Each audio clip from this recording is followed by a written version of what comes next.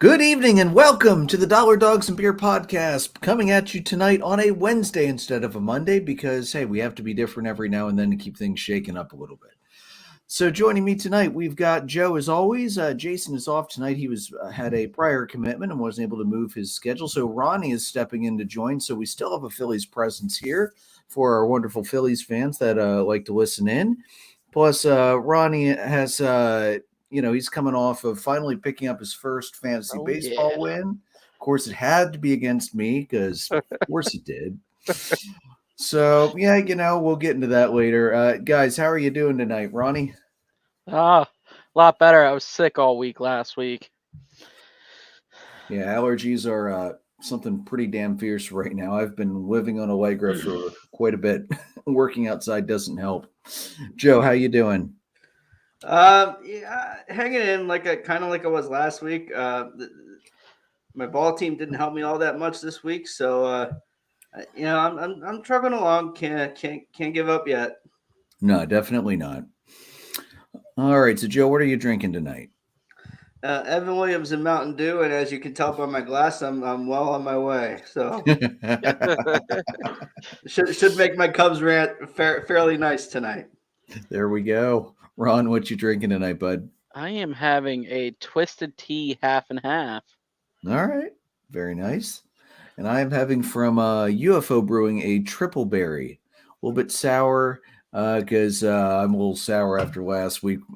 Not a good week for Atlanta, one damn bit. Now that said, we've had so many good weeks. I really should, not rant too much, but that was a little disappointing last week. Yeah.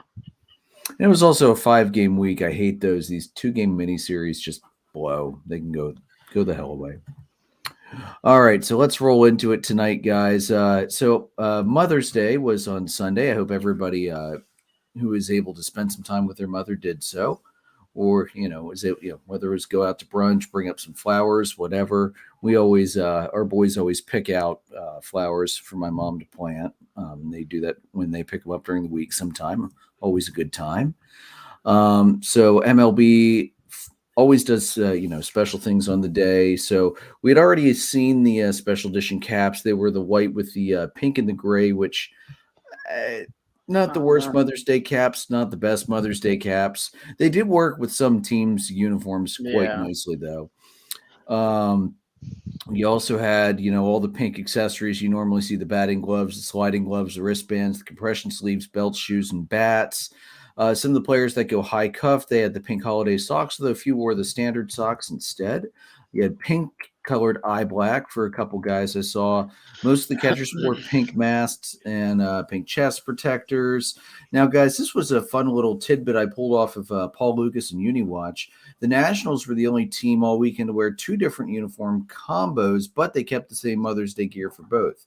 So the Saturday night game against the Mets, that got rained out after 3, so they had to finish that Sunday. So they wore the home whites to finish that game.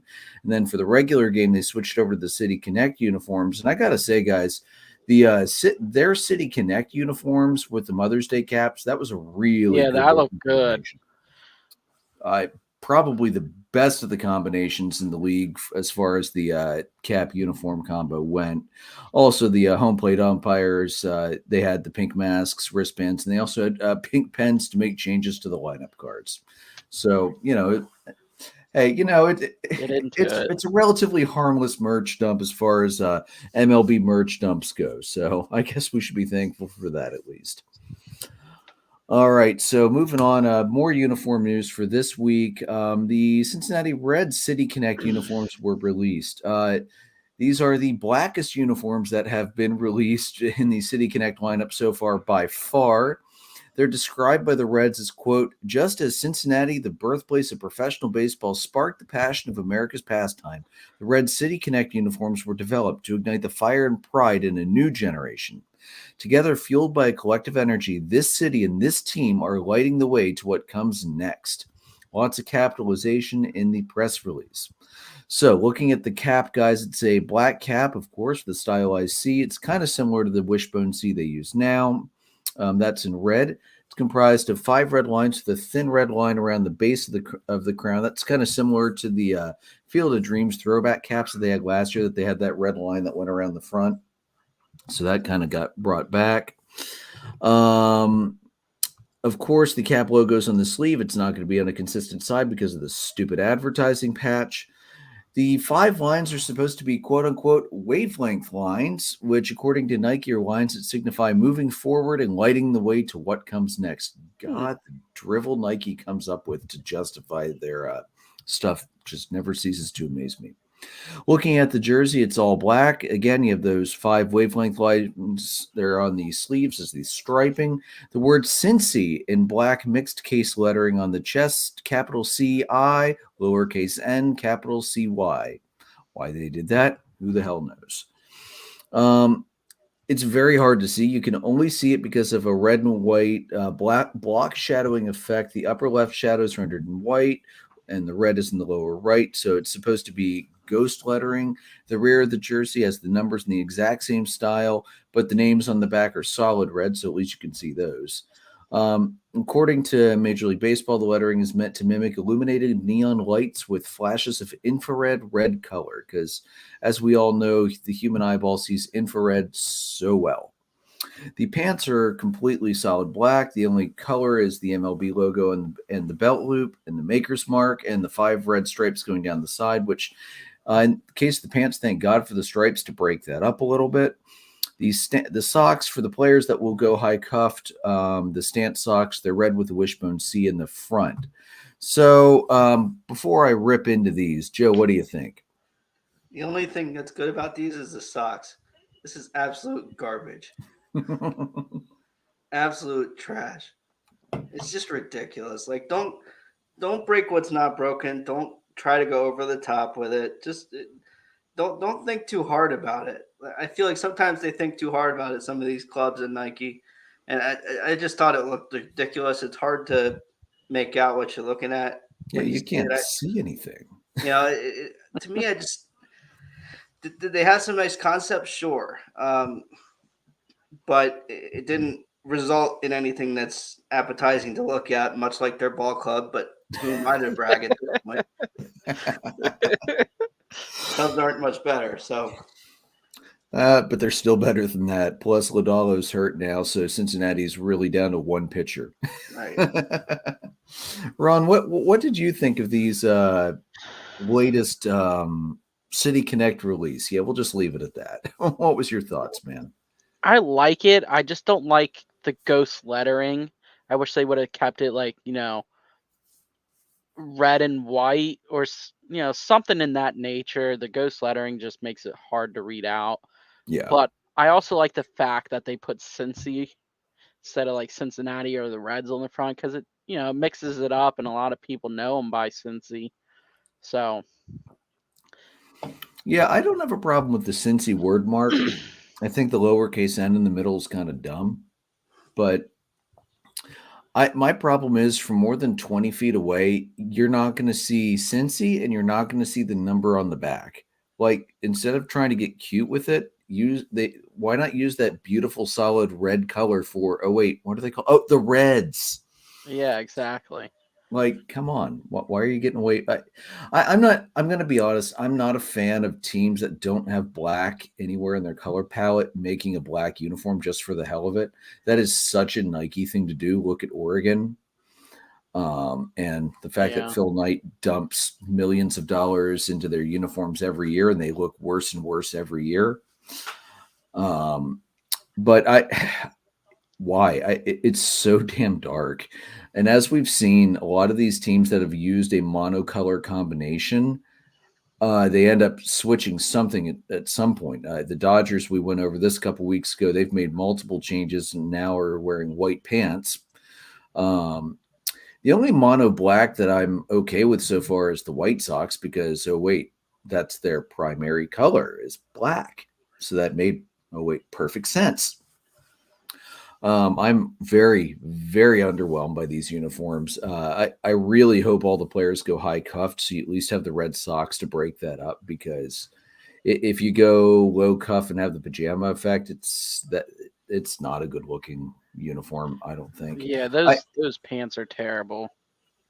I actually like the red striping. I really do. That it works there because God knows when you're using black, you need something to break it up.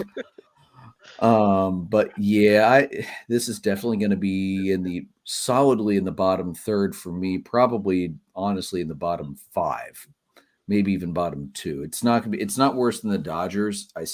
That's still my least favorite of the City Connect so far, but Cincinnati's giving them a damn good fight for that. And here's the thing: when you choose to go all black, there is not really a whole hell of a lot you can do later to change it or modify it. The Rockies going to white pants, the Dodgers going to white pants. That worked because it wasn't mono black. You can't go to white pants with a black top when you're the Reds. That's just not going to look good. The only way this to look any better is if they went with like a red pant instead. That would at least incorporate a team color in there a lot more. Yeah, that would have looked pretty good. I did listen. I was on MLB radio. I was listening the other day, and they were talking about sort of it kind of reminds you of the Cincinnati Bearcat basketball uniforms from years ago. Mm-hmm. That's kind of the look they seem to go with. Yeah. From a color scheme standpoint. And, Nick Van Exel was on that team. That guy ended up being pretty dang good. So, maybe they're hoping to catch some magic here, but there's not many people who are, kids in particular or prospects who are like dreaming of playing for the Reds. Yeah, although I think that has more to do with how bad the team is than the uniforms. Right. To be right, fair. But I'm saying like they're talking about the next generation and the new group and this and that. Like, unless you're in the Reds organization hoping somebody gets hurt and you move up, nobody's really like excited about the Reds. Yeah. I will say I was reading Twitter comments after they were released. I did see a surprising number of positive comments from the Twitter feed about the Reds uniforms. And I mean, obviously none of us are Reds fans, so we're looking at this from the outside looking in. So it is good to see that the fan base at least seems to like them a little bit. But I think the first time these hit the field, I believe it's this Friday, is when they're going to debut. The 19th or something. Yeah, against the Yankees. Oh, that's a brutal matchup. Classic Yankees versus this. I mean, at least the Yankees will be in their road grays, but my God, imagine if they wore these in New York against the Yankees when they're wearing the pinstripes. Good God. Yikes. All right. So anyway, yeah, that's that. Looking at fantasy this past week, because let's just pile it on Andrew a little more. Ron, you knocked me off 16-9. That was a great week for you. A ton of close categories at the end. So, just like my initial blowout loss to Jason, it was a blowout by the score, but it wasn't when you looked at the categories and broke it down. There were a lot of really close it was really close. I was surprised I actually walked away with that one. Yeah.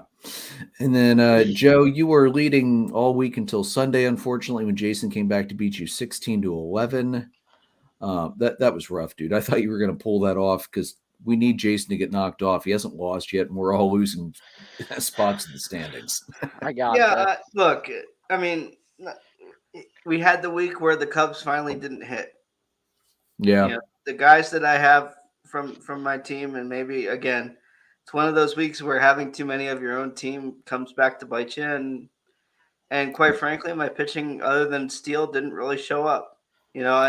What I found funny is I made a couple of moves last week. I got rid of Dylan Cease, and then he went and had a great start the next time. And I got rid of Schwarber, and he's been on a tear ever since. So, it's just terrific. It's wonderful. Hey, do me a favor. Pick Schwarber back up before the Braves and Phillies series so he goes back to tanking again. Looking at the standings, Jason's overall 94, 59, and 15. Joe, you're in second at 78, 75, and 15, 16 back. I'm in third at 70, 82, and 16, 23 and a half back. And Ron, you made a good jump this week, 63, 89, and 16. You're 30 and a half back. You actually gained a game back on Jason, so congratulations. Yeah, I was looking at ours, and out of all the categories, There was only like 5 blowout categories. Yeah, that thing swung back and forth all week, and I was keeping an eye on it throughout the week last week, and I was like, you know what? This is either going to swing one way or it's going to swing the other way, and there's not really a lot I can do making a move to try and fix that. So I just rolled with, because once again, my pitching staff pitched quite badly. I think I had a 4.35 ERA last week, so you're welcome. Well, you probably would have beat me if I would have started Stroman. But I didn't start him, and I'm so thankful for that. I'm glad I didn't pull the trigger immediately on that trade you offered me. I'm still interested in Stroman, but I think there's some more pieces that need to be involved than just a straight closer for starter trade. Well, he's just going to sit on the bench, so. Ooh, in that case, you might as well just drop him and I'll grab him off waivers. No, that's why he's going to sit on the bench. Fair enough. All right, Joe, it looks like you're getting ready to rant. Who needs to read the room this week? This could be good. Let's see. Let's see where this goes here. First off, I'd like to say and we're going to touch on this later on, but the umpires need to read the room on this one, because it's like, can we get some consistency on the sticky stuff, for the love of God? Like, can we really get some consistency on some of that? Can we get some consistency behind the plate? Because I'm really tired of pitches that are clearly balls being called strikes and vice versa. I'm getting tired of it. So some consistency from the umpires would be fantastic. You talked a little bit about the Mother's Day collection. I think it's a nice, it's a nice overall tribute. I do wish that they would do with the team hats. I wish they would do maybe their off color, like maybe do it's, a blue or a red or something if you're a Cub team, so it at least kind of matches a little bit. If it were a blue, something like that. So try to make these. I know we do merch dumps, but when teams are on the field, if we can do something to make it at least look a little more seamless, that would be fantastic. Because otherwise, it just looks ridiculous. And Wilson Contreras needs to read the room, which it goes without saying, obviously, but I'd like to know how he feels about the Cardinal way after the last week. Dude, in pregame interviews, Wilson was like, it's going to be 50-50, the reaction from the crowd at Wrigley. And I'm like, yeah, maybe, if you're lucky. And I wish it was worse. Honestly, I feel like it was maybe, 60-40 good for him at the beginning of the game. But he really, he egged the fans on. He got on base in his first at bat, scored the first run of the game. And he gets on base and he's like motioning to the fans, like, bring it on. I don't care. Bring on the booze. And it's like, dude, you're not helping yourself. Like, you could be the next ex-Cub who doesn't get a good ovation at CubsCon in like 10 years, like when you retire. Like, just stop, dude. Like, don't be a dickhead. You're trying to talk about how much you like the fans and how much your bigger problem was with the front office, and then your actions on the field showed the exact opposite. I'm glad you're gone. You suck. I don't think you fixed your catching in a week. All of a sudden the Cardinals are like, oh, it's not just Wilson, but it is Wilson, so we're going to sit him from catcher for a week, and all of a sudden the week fixes the problem? I don't think so. The problems run deeper. I gave the Cardinals a lot of kudos last week, and a lot of Cardinal fans, at least, a lot of kudos, and I ranted on the Cardinal brass, and the Cardinals, went on a winning streak, so you're welcome, Zach and other Cardinal fans. But I'm just so tired of the, you get the video tribute, you're half in tears before the game, and then you get on base and you egg the fans on. Like, just don't be a jackass, dude. The fans actually wanted you to stay. I'm glad you didn't, and I will give Jed Hoyer a ton of credit for not pulling a move like that for him. I'll say that now, before we talk more about the Cubs. But just don't be a jerk, dude. You say you love the fans, and it's about the front office, and then you get on base and all series, I think I know Yeah. Monday and Tuesday he did it every time he got on base. And I think he may have done it on Wednesday. And it's like, dude, you're losing any goodwill that Cub fans had for you by embracing the Cardinal way and saying the organization was so much better. Go screw yourself, man. I'm tired of it. Well said. Well said. Can't say it any better than that. All right, so moving on, we do have one positive Cardinal story that just actually came out not that long ago within the last half hour. Nolan Arenado tonight hit his 1,000th career RBI, and he actually got off Corbin Burns of the Brewers. So, I'm never upset to see the Brewers have runs scored against them. And Arenado is a classy guy, hell of a ball player, great glove out there at third base. Platinum glove winner in the past as well. Except apparently in the playoffs against the Phillies. Then he looks like a rookie. Yeah. But anyway, Nolan, congratulations on that.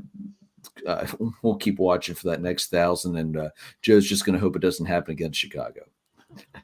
Yeah, I've seen too many Cardinal milestones happen against the Cubs. I'd like to not see that happen again. All right, and then looking at a different kind of milestone, we have a career milestone that happened this past week. Zach Greinke, he struck out Brewers rookies Bryce Terang and Joey Wiemer in the bottom of the fifth on Saturday. He became the fifth different pitcher in MLB history to strike out 1,000 different batters. Holy shit. Yeah. The other four guys who did it: Nolan Ryan, Randy Johnson, Greg Maddux, and Roger Clemens. Pretty damn good company to be in for 3 out of the 4. Yeah, absolutely, man. Hat tip to Zach Greinke, and I know he had he was with the Royals still when they won in 2015, if I'm not mistaken. Yep. It's a shame that he didn't play for more winning teams throughout his career, because he certainly has pitched like a winner and pitched. He's a class act on and off the field. So. Yeah, he really is. He's a great guy. Great interview, too. He is a good guy to listen to in the post-game interview. All right, so looking at the my quick hit on Atlanta last week, it was a rough week for the Braves. They split with Boston, the 2-game mini, and then got swept on the road in Toronto. I didn't like how Atlanta managed Toronto. They went with the bullpen game for the last game, so ran the bullpen pretty hard. They were leading late in that last game, but then the Blue Jays rallied, of course, with 2 outs in the ninth to give Iglesias his first blown save of the season. One day after Minter once again coughed up a late lead from the setup role. Bright spot, though, over the last week, Acuna is Acuna, and he is just absolutely annihilating everything he sees this year. Last week, he slashed 400 with a 1.228 OPS, 2 homers, 2 RBIs, 2 stolen bases, 3 walks, only 1 strikeout, 6 runs, 5 hits, and a double. Coming into the night, he's had a home run in 3 straight games, and he's on a 7-game hitting streak right now. The biggest thing we're going to need to see is we're going to need to see guys step up right now because with Fried and Wright both down until July, at least, we're going to need these other guys, Schuster and the others, to step up big time and fill those holes. I'm waiting to see Mike Soroka get called back up. I think he's pitching very well in the minors right now at AAA. I think it's time that Soroka comes back because we're down 2 starters and you're only going to get so far with Dodd and Spencer Strider and with Charlie Morton. So that is what I would like to see moving forward from Atlanta in the rotation. Bring him up. God knows we need him. All right, and then moving on to slightly more, I guess it's amusing because it's a Yankees player that's affected this time. Domingo German yesterday, umpires found his hand coated with something tackier than rosin, triggering an automatic ejection. He had actually retired his first 9 batters before his hands were examined, which I thought they were supposed to check that after the first inning and then periodically after that, but what do I know? Crew chief James Hoy said, quote, "The instant I looked at his hand, it was extremely shiny and extremely sticky. It's the stickiest hand I've ever felt. My fingers had a hard time coming off his palm." German said, quote, "It was definitely just the rosin bag. It was sweat in the rosin bag. I don't need any extra help to grab the baseball." And then later he said it was just the rosin bag. The rosin bags, you have a rock one and you have a sand one. I used a lot of the sand one. A couple games ago, they said I was not using enough on the mound. Tonight, I was using it on the mound, and that's it. You okay? So Hoy's crew also examined him when he had a previous start April 15th against Minnesota. He actually retired the first 16 batters, but they allowed him to stay in that game. Hoy had asked him to wash the rosin off his hand, and some had remained on his pinky finger. So, yeah, I'm not buying for a second that it's just rosin and nothing else. And then just a little bit before we came on air, MLB announced a 10-game suspension for violating the rules regarding foreign substances. He's not going to appeal. He's going to begin serving immediately. And again, because of a foreign substance suspension, the Yankees cannot replace his spot on the roster, so they will have to carry 25 men instead of 26 for the next 10 days. Really, dude? Same crew from 2 weeks ago. You got lucky then. He should have been ejected then and suspended then. The fact that they let him skate that one is surprising. And then the fact that you're brazen enough to go out and do it again against the same crew a couple weeks later. That's a guy who needs to read the room. And Joe, I know it was a little too late for you to slip that one in to read the room. That's why I left it in the main headlines for you. So, and it honestly, it reminds me, I can't remember the guy's name, but the Yankees had a guy a few years ago that got busted with rosin on the neck. Yeah, that was right. Yeah. Right on his neck. And I understand, buddy, you got darker skin. It's going to blend in a little better than it would with my pale white. Well, no, my neck's actually pretty brown from working outside, but it would stick out even worse for me. Here's the thing. It might have blended in color-wise, but it was shiny. You could see it from home plate. Shiny. And the best part is he tried it against the Red Sox, and God knows the Red Sox aren't going to say no to any opportunity to get a Yankees pitcher thrown out of a game. So yeah, and there's been a lot of scrappiness in this Yankees Jays series. I mean, you had the pitcher the other night was tipping pitches. Judge was glancing in at the dugout. Apparently, he said, because he was trying to figure out who the hell was yelling at the umpire right before he jacked a 462-foot home run. And then you had the third base coach of the Yankees getting in a shouting match with the hitting coach for the Blue Jays. I mean, this is why we need 5-game series again, man. I'd love to. I just want to see this simmer and simmer and simmer and hope, maybe we'll even see a benches clearing brawl at some point over all this ridiculousness. I mean, Ron, what are your thoughts on all of this? This is just kind of nuts. Well, first off, that is a big loss for me in my other league. I'm so pissed about that. But because you can't, because there's no IL for suspension either. Yeah, I know. But I seen videos of it because I was trying to figure out what happened and whatnot. And you can see when he had his hand on his hip in the dugout, there was residue or something on his pant there, and it was clear it wasn't rosin. Mm-hmm. It's just, I mean, if you're gonna cheat, don't get caught at least. Don't make it obvious. I mean, hide it better. Or just, if you're that good, don't cheat. It's funny you mention that. What do you think, Joe? Look, 2 weeks ago, there's no way he wasn't cheating then. I'm surprised he got away with it at that point because he was, I think we talked about him that week, and he was absolutely dealing, and it was it was nasty. Come on, not that he's not a good pitcher. I'm not trying to say that, but at some point you've got to realize that 2 games in a row he's dealing, and clearly there's something going on here. Like Ronnie said, you could see it on the pants in the pictures you see online. Clearly there's something that he's using, and it's just come on, guys. At the same, there's a couple of different ways with this whole sticky stuff that you can go with it. First off, I mean, I think if you're being excessive, it's ridiculous. Knock it off. If you're going to hurry the pitchers up, then you need to give them something so that they can control the ball and we don't see guys getting hit, which we haven't seen too much of this year, thank God. So clearly they're starting to figure it out. But, it was clear 2 weeks ago he was doing something that wasn't quite right. and he was doing it again this weekend. So it's just kind of ridiculous. Like if you're like Ronnie said, if you're gonna cheat, don't get caught. Like seriously, it's absolutely ridiculous. It almost makes me wonder if he like sprayed stickum or something on his pan and then was just, patting to get a little extra with the rosin. Well, I don't. It looked kind of. How can I put this into words? It looked like there was like a chunk of something, almost like he had a chunk of pine tar or something. The way it looked. Yeah, it was almost like he had taken like a, from my AT days, like the pre-tape spray stuff and something to really give him some extra grip and it's just ridiculous. Like, come on, man. Especially with the same umpire crew. Like, that's brazen. That you got to be smarter than that if you're going to do it. Like, pick an umpire crew that's not tossing people. Yeah.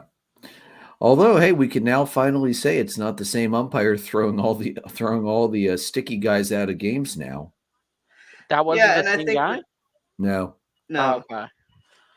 And I think when you look back, because that was the same week that Scherzer got suspended. It was the same weekend or something. Yeah. And Scherzer hasn't looked great since. So you kind of wonder if he's doing some stuff before that is causing him to have the issues he's having. Could also be old age in Scherzer's case. Well, yeah, I mean he's I think that's 40. What it is. Yeah. All right, so moving on. Joe, what do you have for Bring Out the Good this week? A couple of things. We've got Aaron Nola, pitcher for Ronnie and Jason's Phillies. A week ago had a charity bowling tournament with him and Yingling teamed up to host this event, and it benefits Team Red, White, and Blue, which is a nonprofit dedicated to enriching veterans' lives and helping them to get the health and wellness that they need, have those needs met, and giving them an opportunity to get together.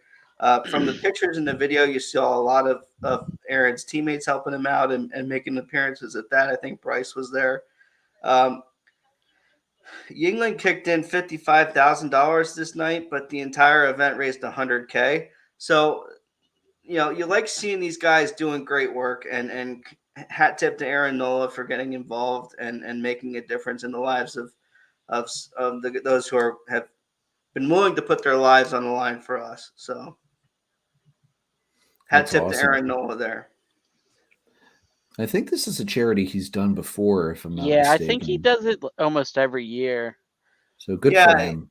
It is a group that he's teamed up with, and it did say that, I think because he knew that, I think Yingling is the beer sponsor at Citizens Bank, is that right? Yeah. So yes. Because Yingling is involved with it, that's how he got involved with it, and it's nice to see. Again, we talk about this, we'll talk about this in the summer at some point when the Clemente Award stuff comes out, but when you see these guys giving back, it really makes you feel like they're admirable guys. They're not just ball players. They care about some of those things. So it's good to see guys trying to make a difference. I'm sorry, what was that? I said it's good to see the human side come out. Yeah, it really is. It's really nice to see. Like I said, nice to see him give back and try to make a difference. Yep. And then another one was the MLB Together Community Assistance Platform. It's a platform that focuses on youth empowerment, diversity, equity, inclusion, domestic and physical safety, health research and resources, military, family, and veteran resources, disaster relief, and a lot of those things. So working with the community to make a difference. MLB is working on that. Liam Hendricks is a program ambassador. Adam Wainwright's a program ambassador, and so is Nelson Cruz from the Padres. Wainwright and Cruz are both Clemente Award recipients, which again, the Clemente Award, which we'll talk about more this year, recognizes players for their character and community involvement and philanthropy, and their contributions off the diamond. So it's fantastic what they're doing.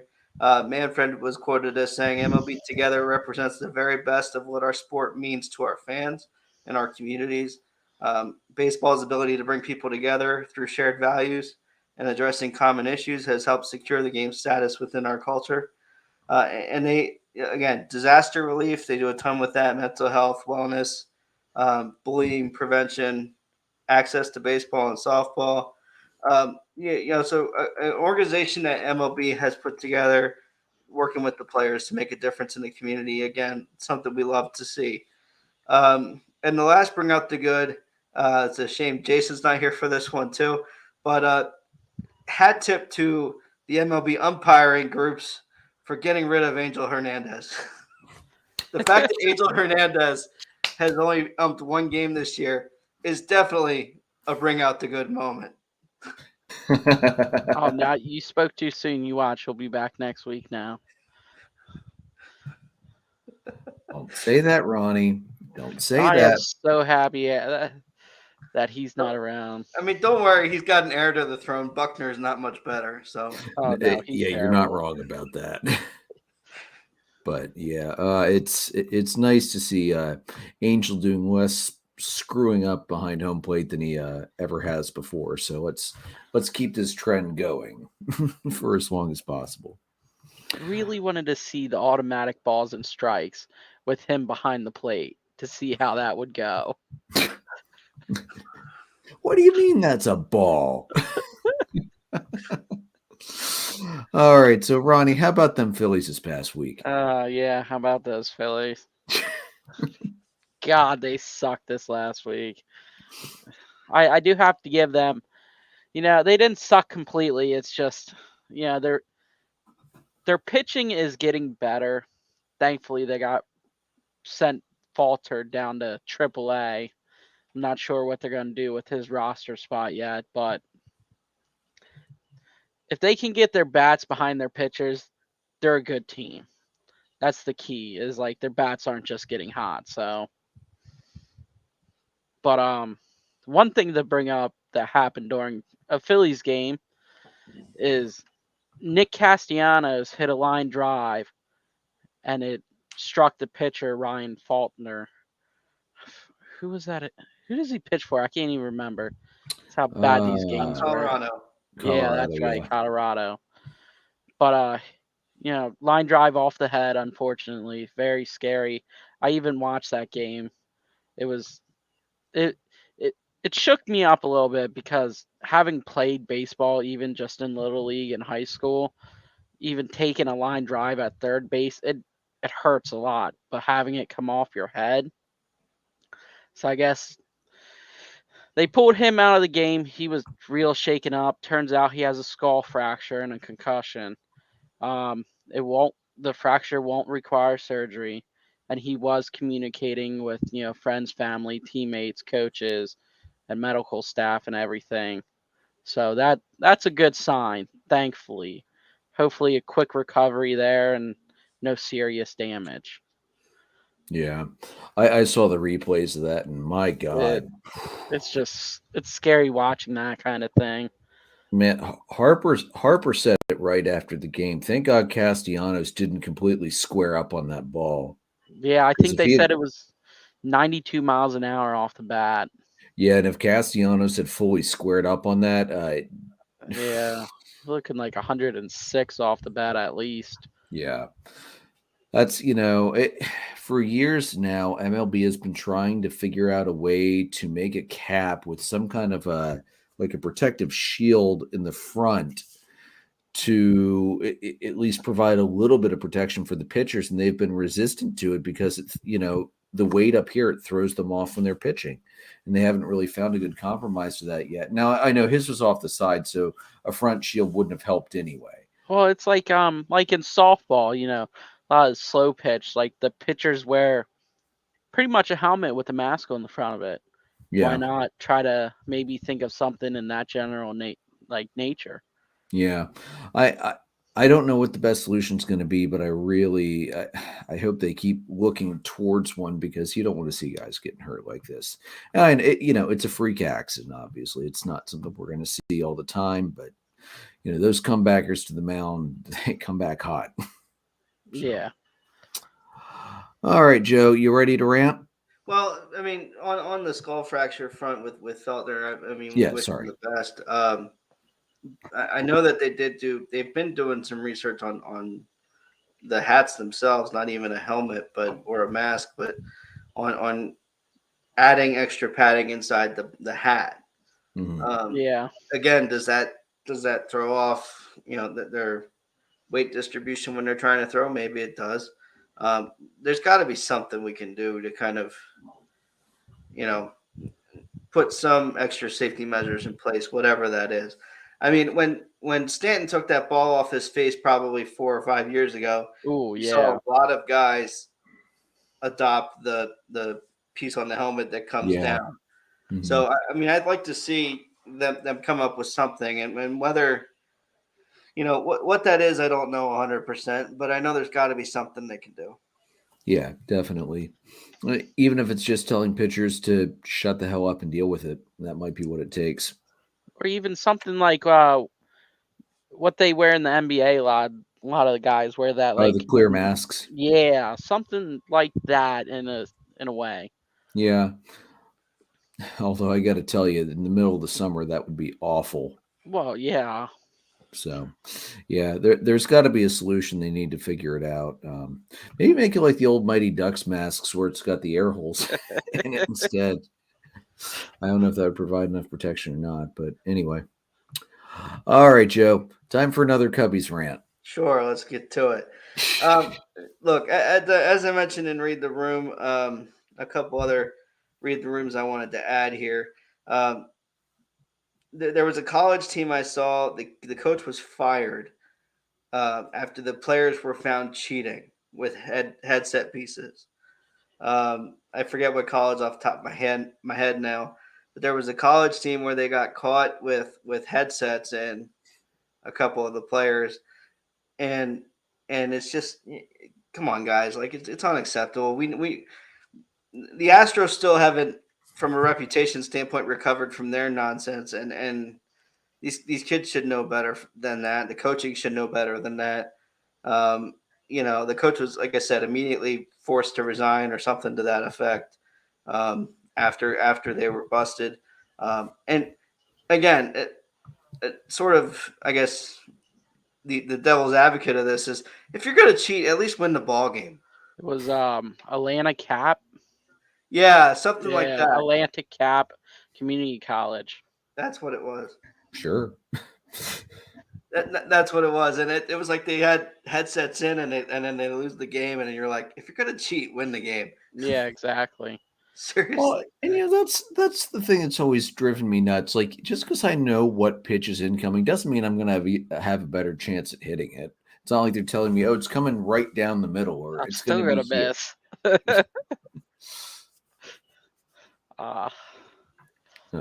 Yeah. Man, at a community college too. Wow. Yeah, it's Atlantic Cape Community College in Hamilton, New Jersey. Yeah. Well, I'm less surprised now hearing that it's community college in New Jersey. That just, for some reason, that just seems to be the kind of thing that, if it's going to happen somewhere in New Jersey, seems to be the logical place for that to happen. Yeah.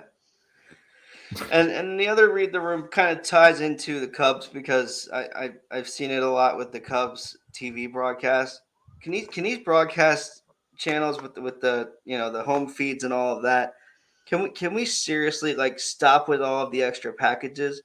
If I'm watching a game and I'm listening to the audio from a TV game, I miss half the game because you're talking about something I don't give a shit about. Like, I don't care what Corbin Burns did last year. If I'm playing the Brewers, I don't care. I don't need to hear 10 stories about Wilson Contreras when we're playing the Cardinals. I don't care. I care about now. So if the Major League Baseball, the particularly the home feeds, but ESPN is terrible too with this on Sunday Night Baseball. I'm tuning in to watch a game. I'm not tuning in to listen to A-Rod or Jess Mendoza, whoever it is, talk about something that means nothing to me. Pretty much at that point, it's a documentary. Right. And I'm not tuning in to watch a documentary. I'm tuning in to watch a baseball game. Please stop with all of the extra intros and packages. It's just annoying. And especially with ESPN, they have a really bad habit of latching onto one team or one player, and that's all you hear about. Like ESPN has fallen so far off the days of the original Sunday Night Baseball crew, and when you had Joe Morgan out there. They have not recovered since Joe Morgan retired before he died. They have yet to find somebody to adequately take his spot. I mean, I like listening to Berman when it's the home run derby because I can listen to him go back all freaking day. But Berman's not great for the rest of a baseball game. No, he's not. And I'm just like I said, I'm just tired of you want to tell some stories, that's fine, but I don't need a video montage when I'm missing two pitches because the game is faster now. Yeah. Like something's got to give here.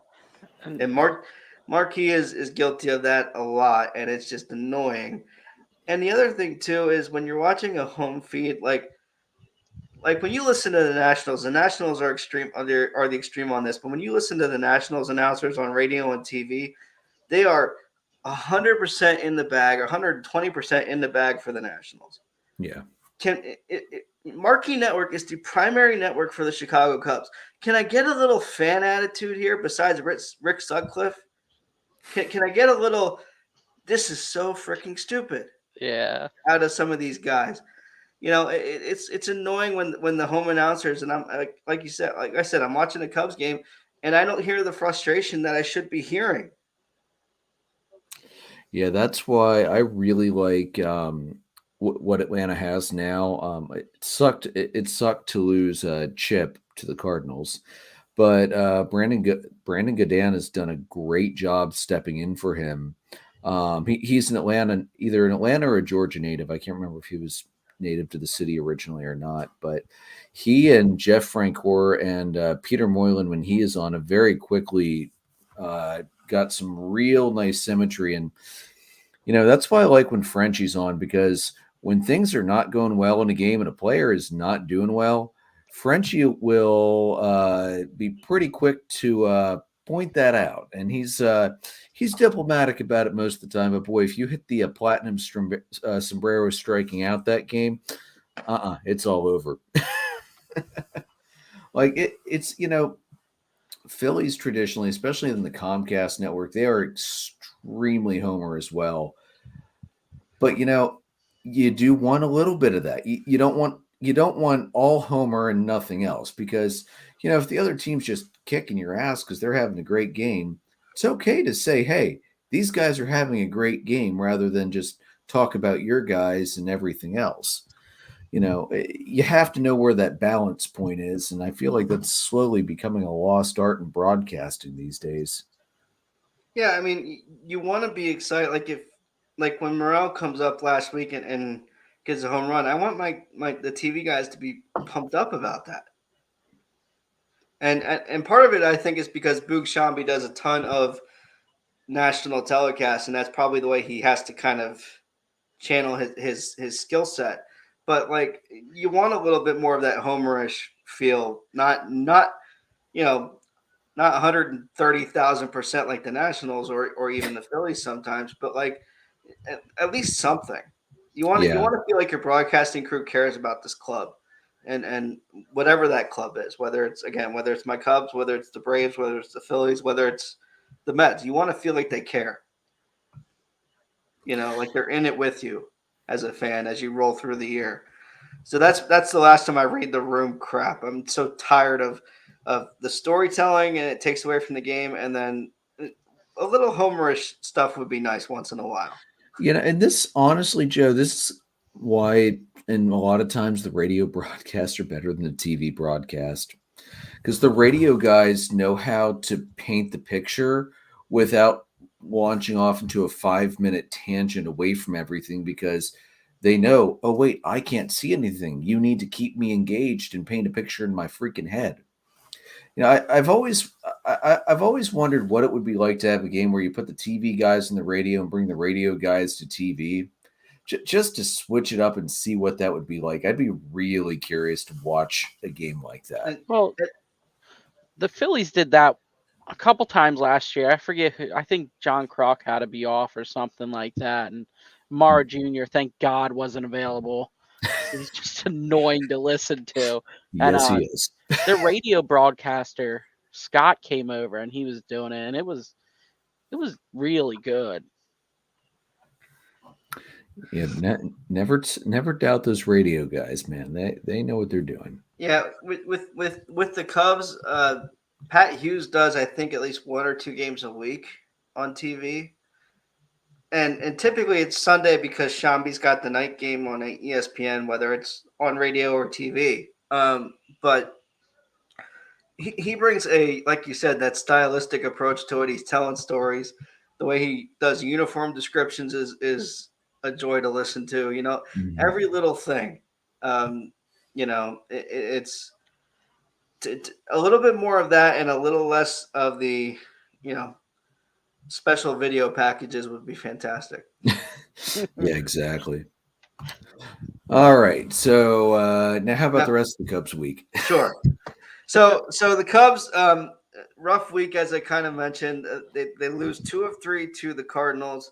They lose 3-1 on Monday, 6-4 on Tuesday, and win 10-4 on Wednesday. Justin Steele stops the bleed in that series because they had lost, I think, 4 or 5 at that point before Steele pitches. 6 innings, 7 hits, 3 runs, 3 walks, 3 strikeouts. Not the greatest pitching line, but he kept their guys in the game, and the rest of the offense took care of its business, and the infield did its job. So again, just being a game where Justin Steele is absolutely my favorite pitcher, other than maybe Smiley right now, who's up in Chicago at least. Both of them are pitching fantastic and out of their mind and keeping Cubs in the games. The series for the week, before we get into the Twin series, we'll just cover this. Runners in scoring position is going to be a driving force behind the Cubs' success this week. They went 6 of 14 in a 10-4 win, and they went 3 of 8 in their win. Their first game against the Twins on Friday, they won 6-2. They went 3 and 8 in that game. The rest of the week, not so much. Smiley gets the win in that 6-2 win, 6 innings, 4 hits, 2 runs. So he continues to pitch out of his mind. His knuckle curve is virtually unhittable right now. It's fantastic to watch him have success in the role that he's in. And then the Cubs just fell apart. They lost 11-1 on Saturday. Hayden got absolutely rocked. 5 innings, 7 hits, 7 runs, 4 homers. He gave up. So got absolutely rocked and is consequently down in AAA. I can't say I blame him. He's got to get a couple of things right and work on some things to get right before he comes back. And Kyle Hendricks should be back sometime either this week or next week at the latest. So they're kind of making some moves there. And then on Sunday, they lose 16-3. So in the Cubs' losses, they went 4 for 30 with runners at scoring position. Absolutely abysmal, absolutely terrible. I'm disgusted by this. And I'm disgusted by the fact that a guy like Eric Hosmer continues to get at bats after the way the Cubs started the year. The Cubs started the year on fire, lights out. It couldn't miss. And then it's gone downhill in the last week or so, last 2 weeks really. Nico got hurt last week. He's still working his way back. But Eric Hosmer, his average exit velocity is 4. His max exit velocity is 67. His hard hit percentage is 31. His walk rate is a 22%. His K rate is 31. Like he's absolutely terrible. His whiff rate is 55%. It's just disgusting. Like I wanted him to be good. I wanted him to be a presence for this club. and it's just not been what the Cubs had hoped for with him. So he just really hasn't been what they need him to be. And it's really just been disgusting. And the fact that he continues to get at bats is just irritating to me. Why has he not been DFA'd? Well, I think I part was of it gonna is, say it. look, you have him and Mancini at first base, and now they have Mervis up, and it's kind of like if Mervis doesn't improve, or if Mervis doesn't show that he can stay there, you want to have a backup plan. But Mervis has been pretty good at first, and offensively he's been pretty good, I think. So I'm not really disappointed with Mervis. Honestly, I'm not disappointed with Morel.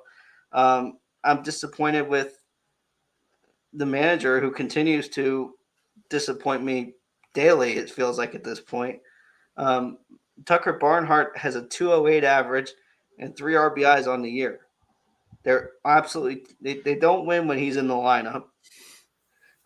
They don't win when Hosmer's in the lineup, and when you have Hosmer 8 and Barnhart 9, and Hosmer is grounding into double plays every 2 at bats, I think feels like. It's just kind of disappointing. It's kind of irritating that a guy like that is still getting meaningful at bats when you have a lot of outfield prospects in AAA who could easily come up and fill a role. Morel came up, and it was helpful because he came up and then Nico got hurt. So it's like, to me, that should have been let him play second until Nico comes back. He needs to play every day. Second in DH is the only spot I want him in, maybe third. And they've played him in center field. They've played him in left field. They've played him at third. It's like a guy like that who is hitting the crap out of the ball like he was in AAA needs to pick a spot and stay there. Second base, DH. Just figure it out. Because, it's just got to get better as a club. They had Morel in left field in Houston on Monday night in a ballpark he's never played in before.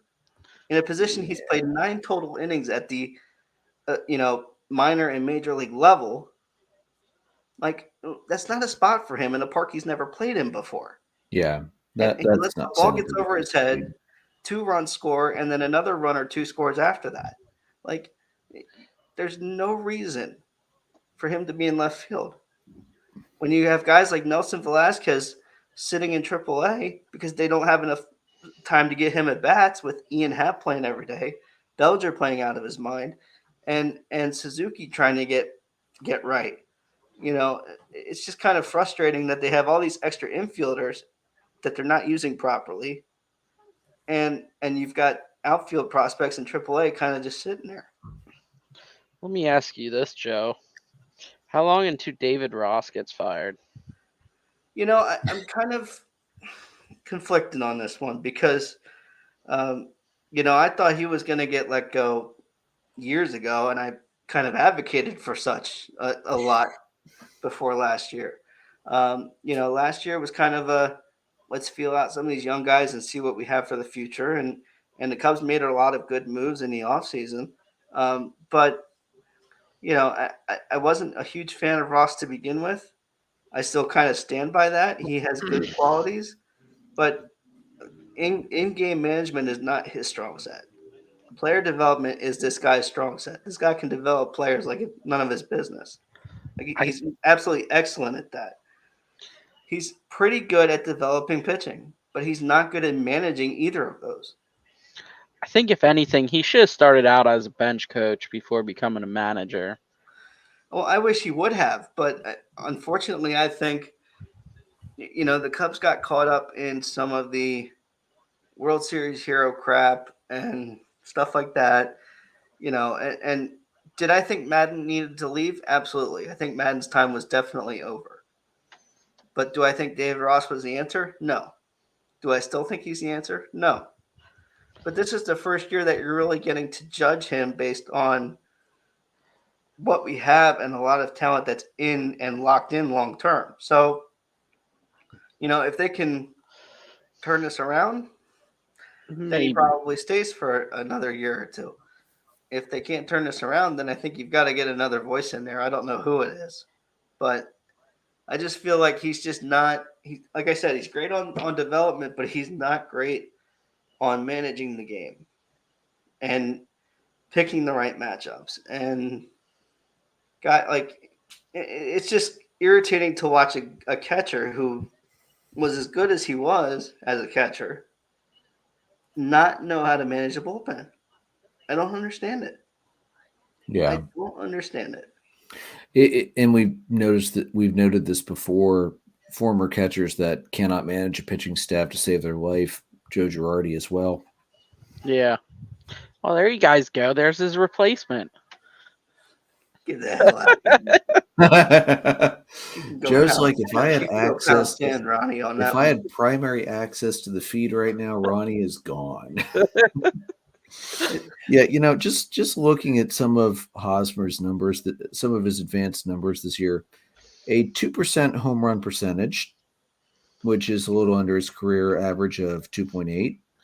His strikeout ratio is way up at 25%. His career is 17.7, and his walk ratio is way down at 6, when his career number is at 8.1. I don't really know that we need to say anything more than that besides, oh wait, he's also at a negative 0.4 WAR at this point in the season. I mean, Good God, why has he not been DFA'd? There is no good reason to keep this guy on the roster. Well, there certainly isn't anymore, because Mervis has proven he can field reasonably enough and he can hit the ball well enough to stay up. There's no reason for him to be there. If you're going to keep if it's between him and Nick Madrigal, I'd love to keep Nick Madrigal because he's good at second and he's good at third. Yeah. Like, he got moved to third because of the Swanson signing, and he's been good enough. Is he as solid defensively as Patrick Wisdom? No, but he's solid enough, and he makes contact, which, as we talk about all the time, that's almost more important than hitting home runs. Yeah, absolutely. And but I'd rather have somebody who makes contact like Madrigal than Hosmer, who continues to ground into double plays and strike out and chase pitches that he has no business trying to swing at. He's a net major negative, and I don't think -4 is good enough to describe that. It's one thing to be like Gene Segura chasing everything outside of the zone when he can actually manage to get a damn bat on it. It's another thing when you chase crap out of the zone and your bat's a foot and a half away from where the ball ends up crossing home plate or not crossing home plate. No, I'm not still bitter about Spencer Strider losing his no-hitter on a bullshit blooper. Not bitter about that at all. What are you talking about? It's all right. Look, I mean, it was at least it was against Gene and not losing a perfect game on a bunt like oh Smiley my did. God, yeah, that's inexcusable. That dude needs to be beaned. I hope Smiley beans him the next time he faces him. Yeah, and speaking of the Cubs and beaning, I am extremely disappointed that Wilson Contreras was not beaned at least once. Same. All right, so anything else you got to get off your chest, Joe? Or are you good? No, that's good for the Cubs this week. I'm sickened by what they're putting out on the field. Yeah. Just to make the Spark Notes point right here, Hosmer DFA. That's all you need to know. All right, so moving on, one more major topic for tonight, and that's we're going to discuss Justin Verlander. He became the 21st pitcher in MLB history to defeat all 30 teams. He did that on May 10th. He defeated the Reds in only his third start against them, tied for his second fewest against any MLB franchise, so not a lot of opportunity there. The other pitchers who have done this: Garrett Cole, Zach Greinke, Bartolo Colon, Max Scherzer, John Lackey, Tim Hudson, Kyle Lose, Dan Herron, A.J. Burnett, Derek Lowe, Vicente Padilla. I forgot Padilla would pitched long enough to do that. Javier Vasquez, Barry Zito, Randy Johnson, Jamie Moyer. Boy, talk about longevity with Moyer. Woody Williams, Kurt Schilling, Terry Mulholland, Kevin Brown, and Al Leiter. And Al Leiter, by the way, was the inaugural member of the I Have Beaten Every Team That's Ever Played. Because it's, you've got the guys that stick with one team their whole career. They're not going to get that opportunity, obviously, because they don't get to play themselves. So this is where the journeymen really get to shine. So congratulations to Verlander on that. And one other congratulations I'd like to bring up. The Hershey Bears folks are heading to the Eastern Conference Finals. They completed their sweep of Hartford tonight. They scored 3 unanswered goals to win that one 4-1. So the Giant Center needs to get ready to rock for the conference finals before they go for I forget which Calder Cup they're going for, but they lead the league all time, and we need to keep padding that lead, so we don't have to worry about anybody taking that from us. All right, so that's this weird week and a half. For guys, I really appreciate you coming on Wednesday. It was my oldest son's birthday on Monday. He turned 11, which how the hell I've been a dad for 11 years. I don't know. Damn, you're old. Dude, I am old. And Joe's older than me. But yeah, so the next generation of Atlanta Braves fan is now 11. Dad, me and Jason, I need to get Dad a jersey so he can take us to games too. So guys, I appreciate you coming on Wednesday this week so we could bump that back. It was a fun night celebrating with Jason. All right, folks, you can find the audio recordings on Anchor, Spotify, Breaker, Google Podcast, Apple Podcasts, and anywhere else you can find podcasts. You can see us live on YouTube, Facebook Live, and Twitter. Find our merchandise at redbubble.com, and you can follow us on our Facebook page at facebook.com/dollardogsandbeer, on the Twitter page at DDAB_podcast. All three of us are on there. I'm at Pyrolord314. Jason's at JRicker300. Joe's at JoltonJoe35. Ronnie, do you use Twitter much? Oh, I scroll through it. Not too. You just like to read the train wrecks, but Yes. don't jump on them? Okay, Yeah. Fair enough. Guys, we're presented by Dark Arrow Podcast, LLC, and we are sponsored by Whiskey and Blade Barbershop in Lidditz. May your dogs always cost $1. May your beer always be cold. We will be back next Monday. Have a good one, guys.